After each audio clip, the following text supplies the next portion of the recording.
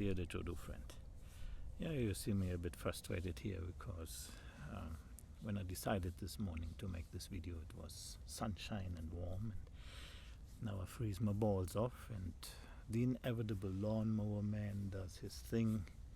Soon he comes again, and helicopters and stuff. I shouldn't give a shit, but it's always like that, and it's annoying the hell out of me.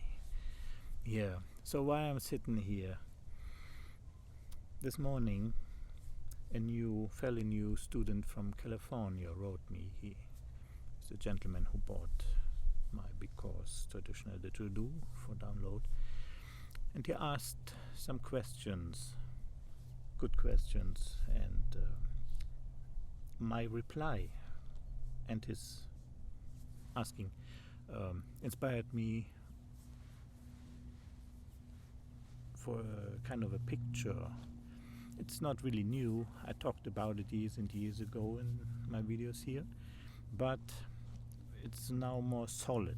It's a deeper understanding. So I want to share with you and this gentleman and my students this new picture. And we never mind the noises all around here. Good. It's the 90-10 thing, I like to call it now. 90%, 10%. The best thing to explain it is to demonstrate as a beginner, Didgeridoo beginner. You play just the opposite. You play, let's say, 90%, it's an estimation, but the picture works, I think.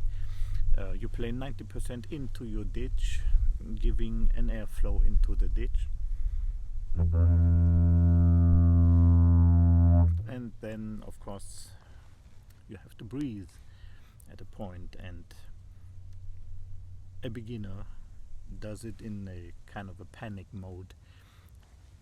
And it's a quick thing just to survive.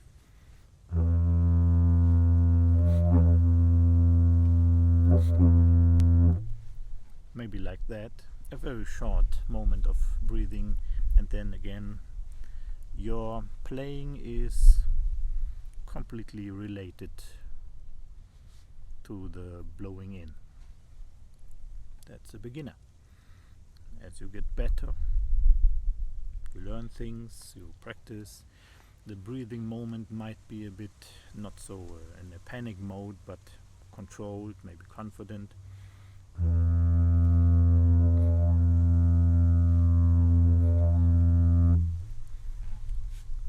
Fine, let's say then it's 80-20, or in a good case 70-30%. 30% is the moment when you breathe. How much time? Yeah, thank you, Motorsaw Man. When you breathe, this is of course a very short moment compared to all the blowing in. Yeah, but then you get in some trouble, if you want to call it like that. You use your voice, let's say, and you spend even more air.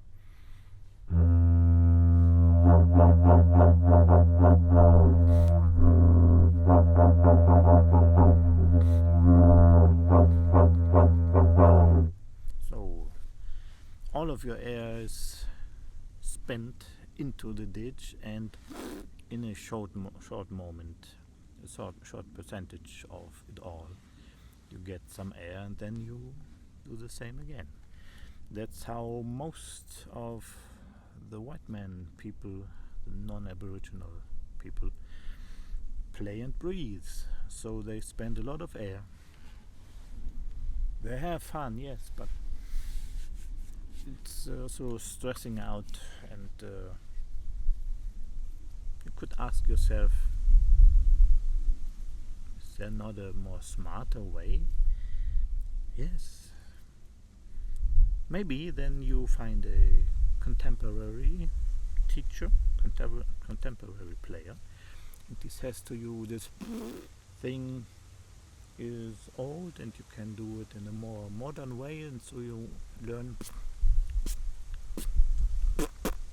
something like that, and still you play a lot into your ditch.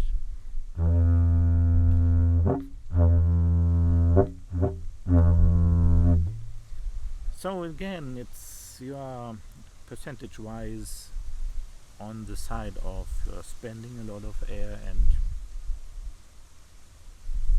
have a little percentage time of it all to breathe.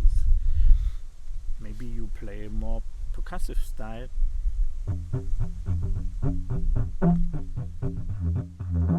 something like that. That's not my thing, so excuse me if I cannot demonstrate it in a better way. But still,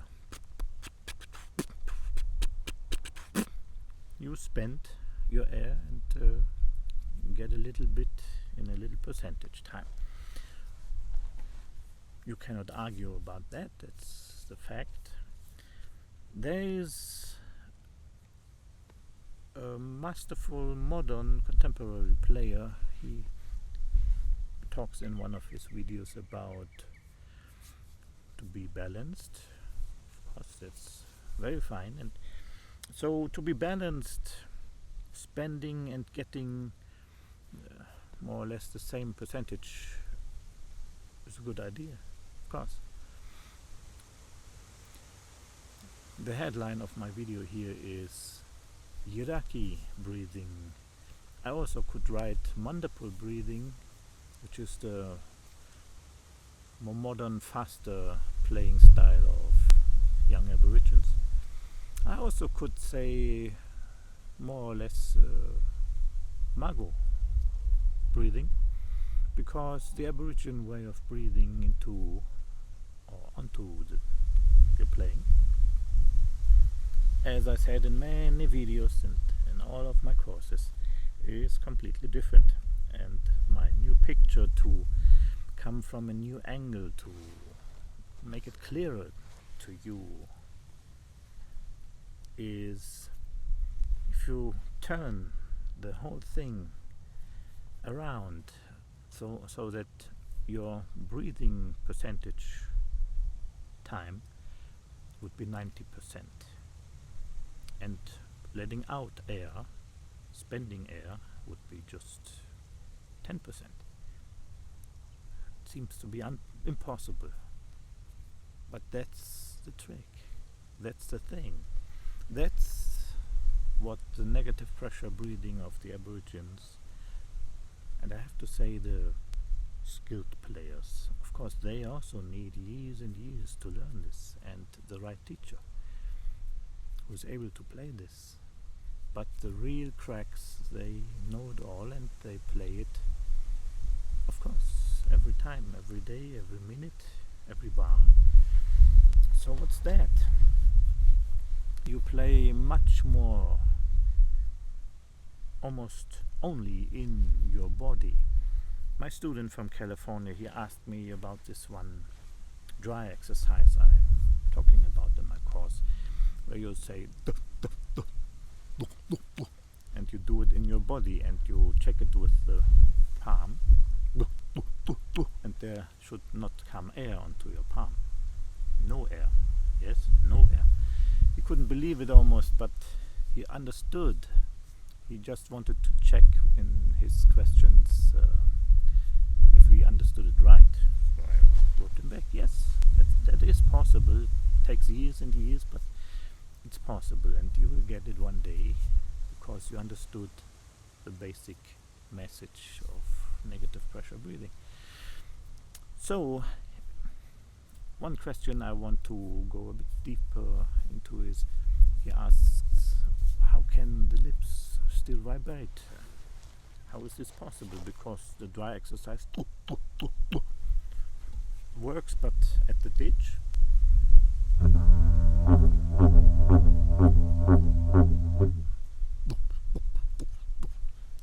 you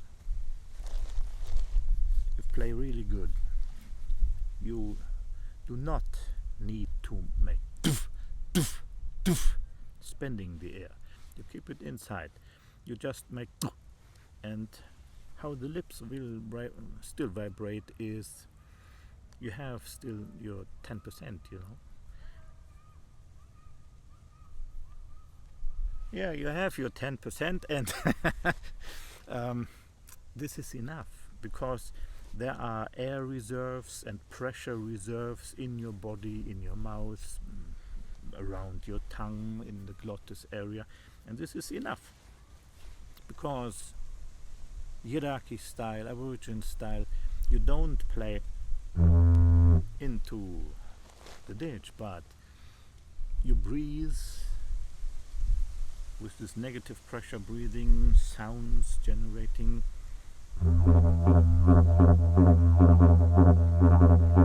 You breathe more or less all the time, but not actively, as you know from my course, but passively. If you use your voice, you do not, in many cases, but so you do not spend air, you have passive voice.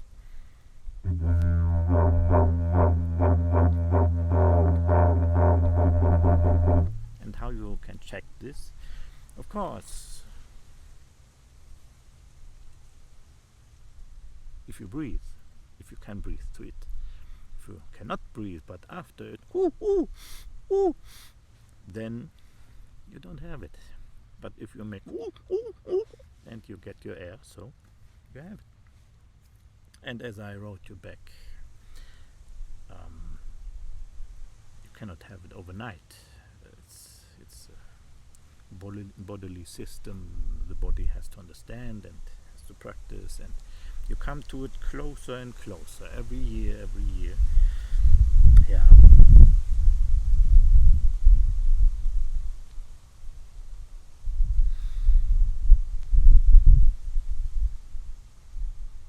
It has to do also with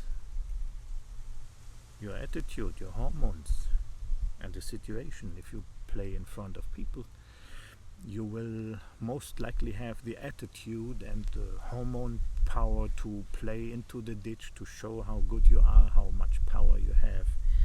But this is dragging you off the right track, because the negative pressure breathing and those sounds that you do, it has still enough power, absolutely. So you save your energy, and you can then channel it into better music, precision sounds, fantastic rhythms. What I demonstrate now is I make dir, but I do not make dir, but dir. So I keep it in my body, and only 10% keep the thing going. I almost reverse the airflow, the little airflow that goes in, and grab it back, almost.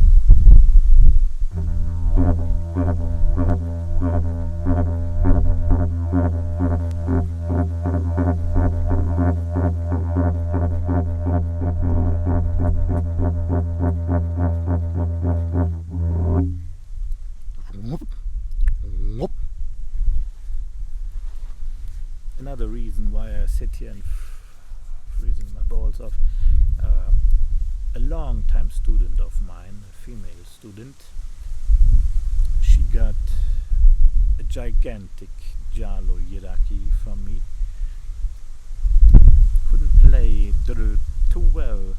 She knew how to play it in the years before, but this gigantic 1 meter 80 plus Jalo was, for the time being at least, a challenge. Too big for her, but she will get real soon the hang of it, and yeah, you are exploring and improving all the time, every year, every day. See you.